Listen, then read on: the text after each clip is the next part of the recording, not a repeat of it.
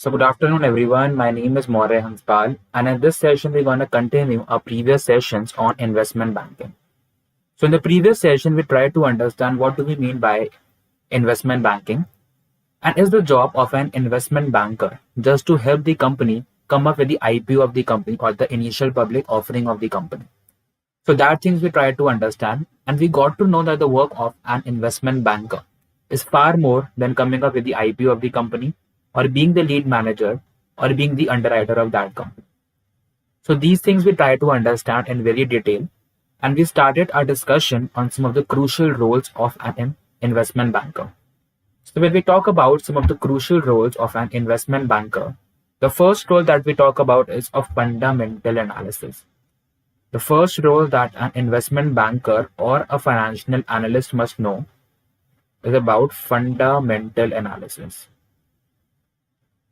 So here we're going to talk about what exactly do we mean by fundamental analysis and how does this person carry out the task of fundamental analysis. So talking about the fundamental analysis, it talks about understanding the company on the basis of its past performance or past history, on the basis of certain microeconomic as well as macroeconomic factors. So one needs to see, while analyzing a company or before projecting the future of the company, one needs to see the performance of the company on the basis of the past years. And how we can see the performance of the company or get to know or have the data about the past performance of the company, the data we can get is to the annual report of the company. So now the question arises that what do we mean by the annual report of the company? The annual report of the company, it gives you a snapshot of the financial performance of the company through the profit and loss statement, which is also called the income statement, your balance sheet, which is also called the position statement, and the statement of cash flows. Otherwise, we also have the statement of changes to equities and notes to accounts. So all these things you need to have understanding about these. You need to understand and learn how to analyze these sheets and how to interpret these sheets and communicate the results to your clients, to your managers, and even to your companies as well. You are not a CA or a CS. You need not make these reports. You just have to learn to interpret and analyze these reports. Okay, so persons who are afraid that their concept of accounting is not strong, you need not worry, because accounting and finance in these scenarios, they come out to be quite differently. Okay, the task is just to interpret these financial statements, understand and analyze these financial statements. So when we talk about the profit and loss statement, the question arises that what do we mean by the profit and loss statement? See, the profit and loss statement or the income statement, it is one and the same thing as the name suggests. It tells you about the profitability of the company or the loss of the company if the company has made any. Okay, so these things it takes into consideration. So how the company gets the profit? Ultimately, when we talk about the profit and loss statement, the company has the revenue section and the expenses section. So when the revenues or the income of the company is more than the expenses, the company makes a profit. Whereas on the other hand, if the expenses are more than the revenues, the company makes a loss. Okay, so I'll just show you one of the examples of the P&L statement as well. Though like we have done a complete session on reading and understanding the annual report of the company in detail, more than 17 lectures in a complete lecture series was done on that. But still, I'll make you understand. I'll give you a snapshot of the P&L of the company.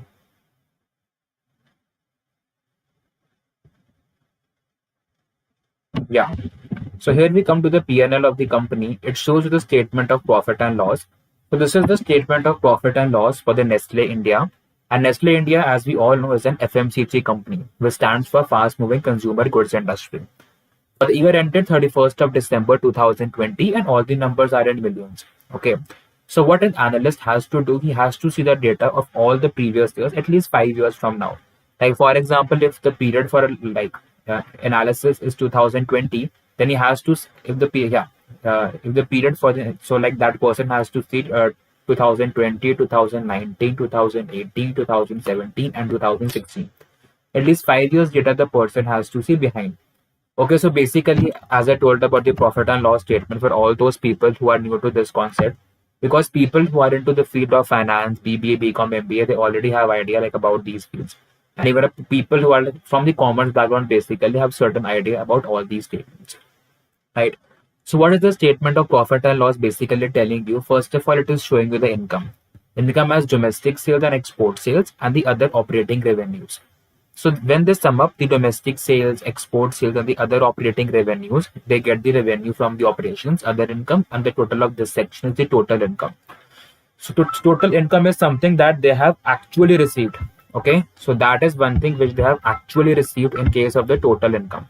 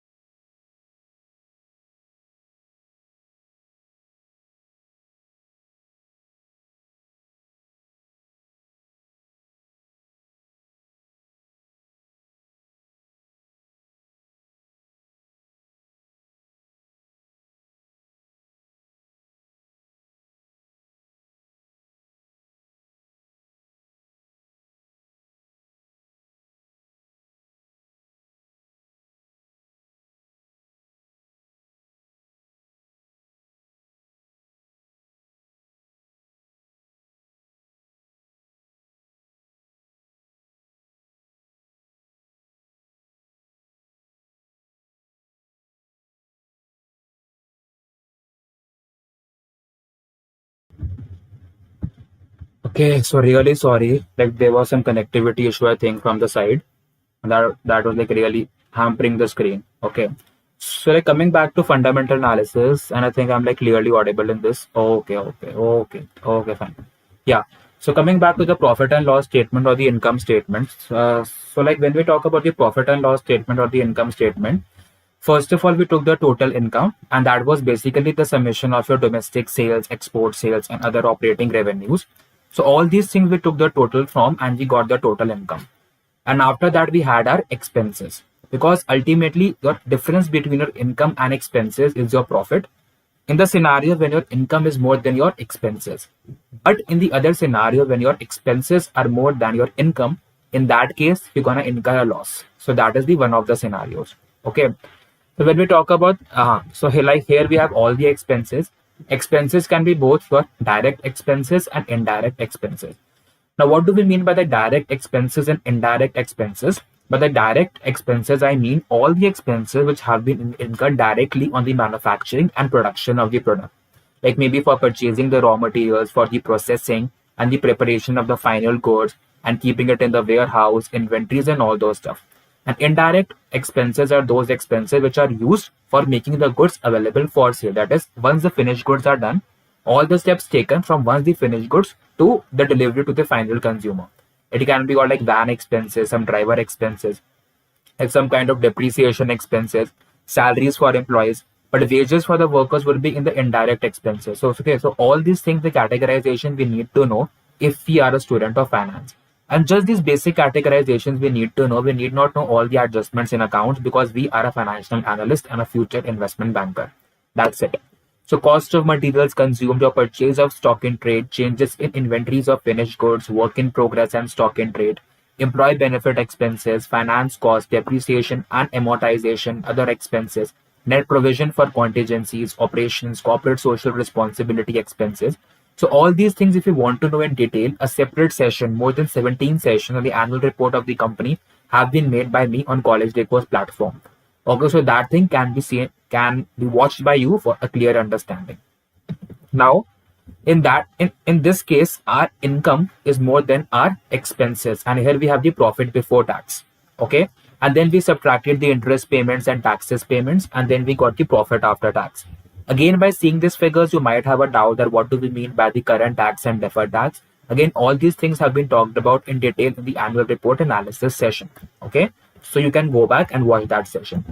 Now, the second doubt might arise because of the comprehensive income. Again, the other comprehensive income section has been discussed intensively in the annual report section. Okay, so talking about the balance sheet of the company.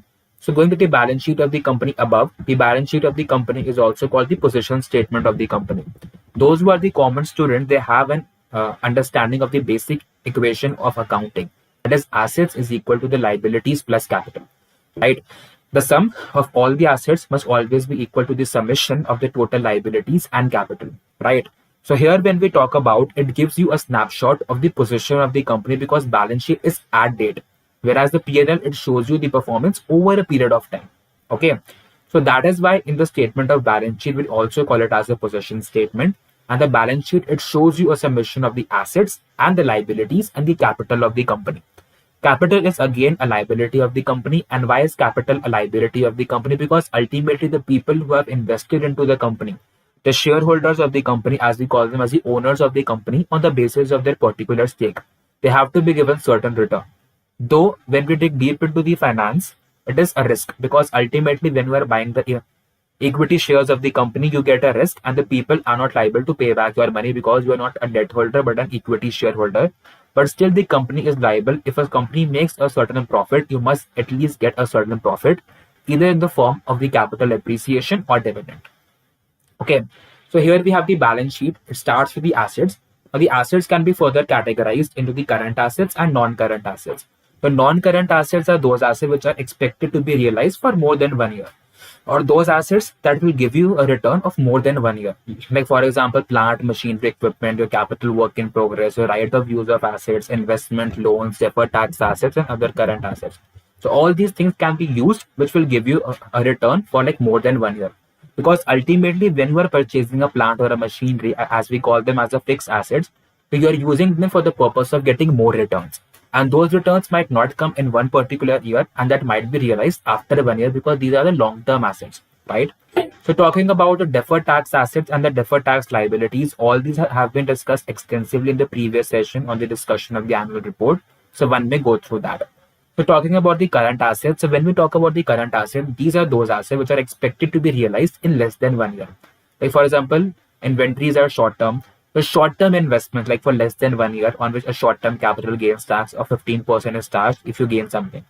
But cash and cash equivalents, bank balances other than cash and cash equivalents, your loans. If you have given loan to someone, ultimately like you want the principal payment and the interest payment also back.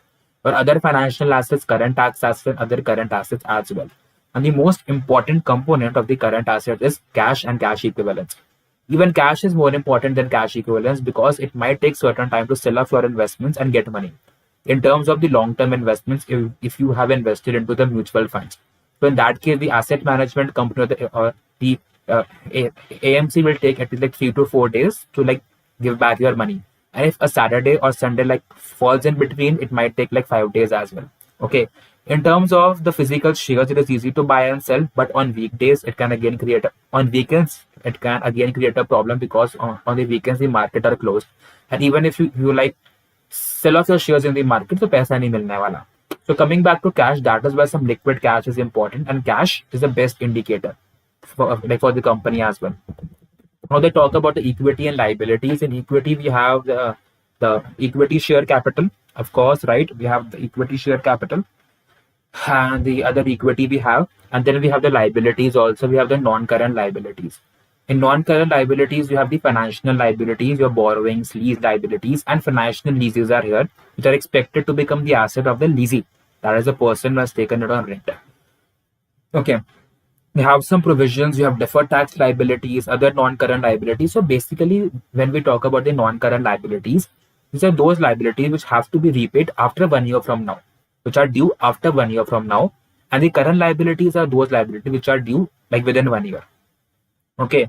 So here they talk about the short-term financial liabilities. They have borrowings, trade payables, total outstanding dues of micro enterprises and small enterprises, total outstanding dues of creditors other than micro enterprises, small enterprises, or lease liabilities. So all these are short-term liabilities which have to be repaid in less than 1 year. Okay.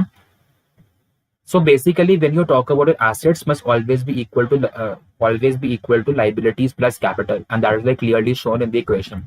But one thing that people do a mistake while doing the reports, and in this case, I'm talking about the beginners only, because obviously a financial analyst and an investment banker won't commit such silly mistakes. So when they try to analyze the assets and the liabilities of the company, I'm talking about only the borrowings and all, and excluding the equity component. They tend to compare assets with the total of the liabilities plus capital, and they see if the assets are increasing by a more proportionate than the liabilities plus capital, it's good for the company. No, you need to compare assets with only the total liabilities excluding the equity capital, because here in this case it gives you a total of the equity and liabilities. See, it gives you a total of the equity and liabilities. It does not give you a total of just the liabilities.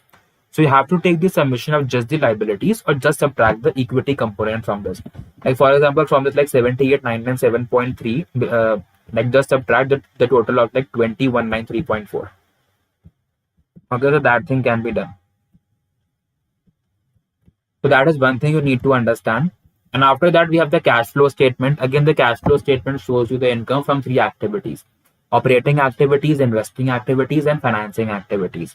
So when we talk about the operating activities, these are those activities which are from the principal revenue producing activities of the company, जहाँ से पैसा company को आता है.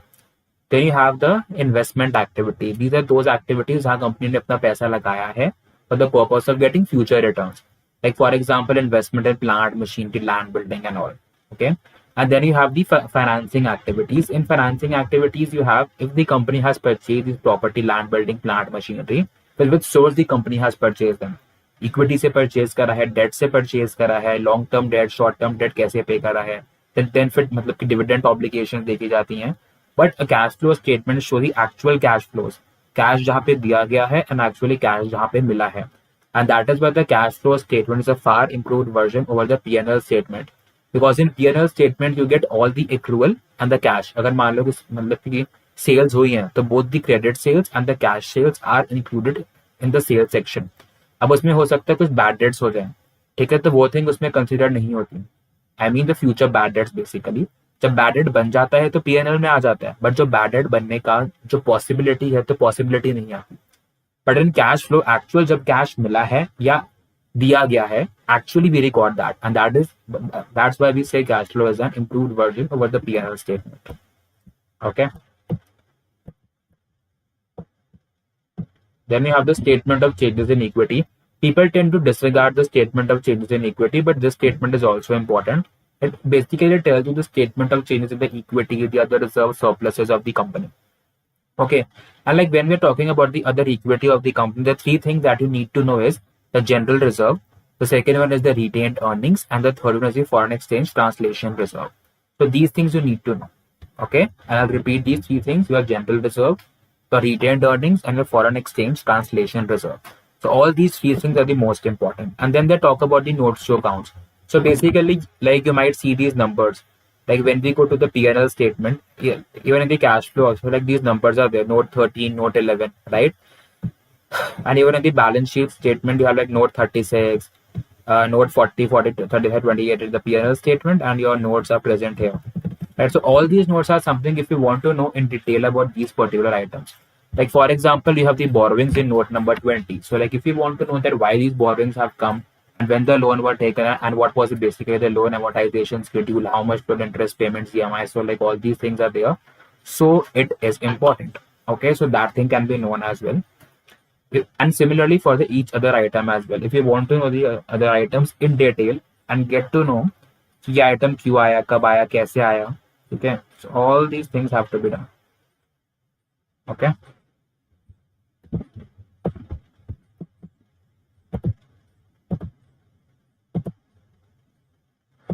And further, like when we talk about the annual report, we need to see the management discussion and analysis (MDA). We also need to see the auditor's report, that whether the auditors have said that everything is correct or something is wrong. The CSR activities and all these things we have to see, like whether the company is compliant with the ESG norms and all those stuff. Then you have to prepare a financial model of the company. Okay, एक financial model company का बनाना पड़ेगा. And what do we mean by the financial model? We'll try to project the future of the company on the basis of the current and past data. Like for example 2020 तक का data हमारे पास है, तो हम 5 साल का देखेंगे data, 15, 16, 17, 18, 19, 20, 15, 16, 17, 18, 19, 20, or like maybe from like 2016 only, 16, 17, 18, 19, 20 से देखेंगे. And on the basis of that data we'll try to project the future data. 5 साल में कंपनी की कैसी परफॉर्मेंस रही, 5 साल में कितनी रेवेन्यूज बढ़ी, कितनी परसेंटेज से बढ़ी, कितने एक्सपेंसेस बढ़े, कितने परसेंटेज से बढ़े, कितनी मतलब कंपनी की प्रॉफिटेबिलिटी बढ़ी, कितनी परसेंटेज से बढ़ी. So all these things we'll try to understand, and on the basis of that we'll try to project the company's future for a foreseeable 5-year period. मान लो we are in the year of 2022. From 2016 to 2020 we have the data. Now from 2021 to 2025 we're going to project the future data on the basis of the existing and past data. Okay, and the same thing we're going to do with the balance sheet of the company and the cash flow statement as well. And the financial model of the company, it also helps you to calculate the intrinsic value of the share price of the company की market price company का कितना रखना है. अगर market में company का IPO आ रहा है या कुछ भी आ रहा है तो कितना शेयर प्राइस कंपनी का होना चाहिए. Also for the purpose of the mergers and the acquisitions as well, calculating the enterprise value of the company. And there is a difference between the market capitalization and the enterprise value of the company. Where market capitalization, it just tends to include the price of the shares into the number of shares outstanding, equity free floating shares which are available for buying and selling and not held by the promoters of the company. Whereas the enterprise value, it includes everything: equity, debt, your minority interest, also includes the component of cash as well. Okay, so these things have to be done as well. Okay, so ये सारी चीजें देखनी पड़ती हैं. And like when people are like merging or like acquiring the other company, they tend to acquire it on the basis of the market capitalization, because market capitalization, it tends to be cheap for a company with no debt, with debt basically, because उसमें तुम debt नहीं ले रहे हो, ठीक है, बस shares की value है, तो लोग कंपनी खरीद लेते हैं. And जब कंपनी खरीद लेते हैं तो then they realize कि the company was expensive because the company has debt also. And if I become the owner of the new company, I'll have to pay off the debt of that company also. Okay, so always buy the company on the basis of the enterprise value. Now the question asked, would you prefer a company having a positive enterprise value or a negative enterprise value? If anyone asks you this in the corporate interview, so the people would say that we would prefer a company with a positive enterprise value, right? And that's something wrong, because when we calculate the enterprise value, it's your debt plus equity plus minority interest. So minority interest people are those people who have an interest up to like 20% in the company. Okay, minus the cash. ठीक है, अब ये value तुम्हारी मतलब कि negative कब हो सकती है, जब कैश की वैल्यू सबसे ज्यादा हो. ठीक है, and the value would be negative. And obviously we want the company should have the maximum cash, because ultimately if the company has cash, the company needs no debt, or if the company has debt also, the company would be able to pay off the debt. Same goes for equity. The company can raise the money from cash and no need to go for additional equity and dilute the value of the existing shareholders. Right? So all these things are also important that you need to take into consideration. So once the financial modeling is done, you value the company. That is called valuation. Now there are a large number of methods for valuation on the basis of the income method, or on the basis of the P or the comparable method. All these methods have been talked about in the valuation videos. Okay, so you need to understand how to value the company. That is, at what price to buy and sell the company. Is your company within the same industry overvalued or undervalued? And the valuation have to be done for your company, like within the same industry. For example, Wipro can only be compared with TCS, Infosys, Mindtree. Okay, with all these companies, it cannot compare itself with like Tata Motors or Tata Steel or Berger Siemens. Okay, so you need to compare your target company with a similar company within the same industry, and that is one thing which is very important. And some tools of scientific analysis are involved here. Okay, these tools are not taught anywhere, but these tools are used by the top investment banking companies like JP Morgan Chase and Company, Goldman Sachs, Morgan Stanley, HSBC, Citibank, like which are into the field of investment banking. So scientific analysis is done by them.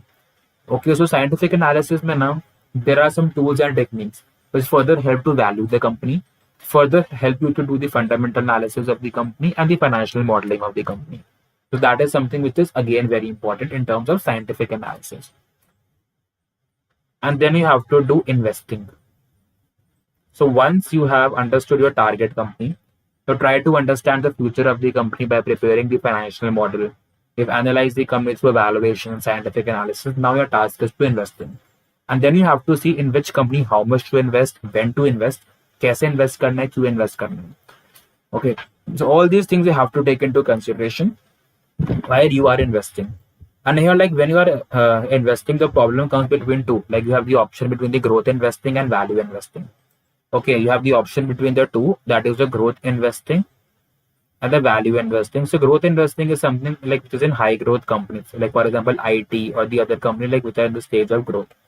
Whereas the value investing are those companies which the market has not yet realized the potential into, but they have a huge potential in future. That is the value investing. Like for example, the new companies for EV theme, the pet care industry, clean energy theme, your renewable energy theme, hydrocarbons, solar power.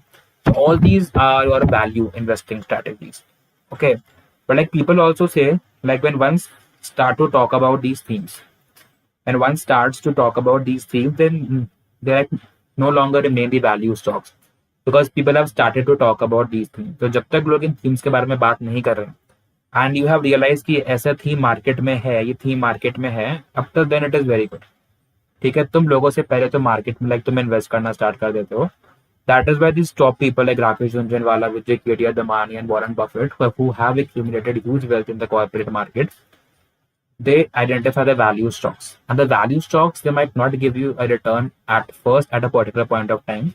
They might give you return. It might take 10 to 15 years, but when that return would come, it would be phenomenal. Okay. So these are some basic concepts of investment banking. In the further session, we'll try to come up with more talks on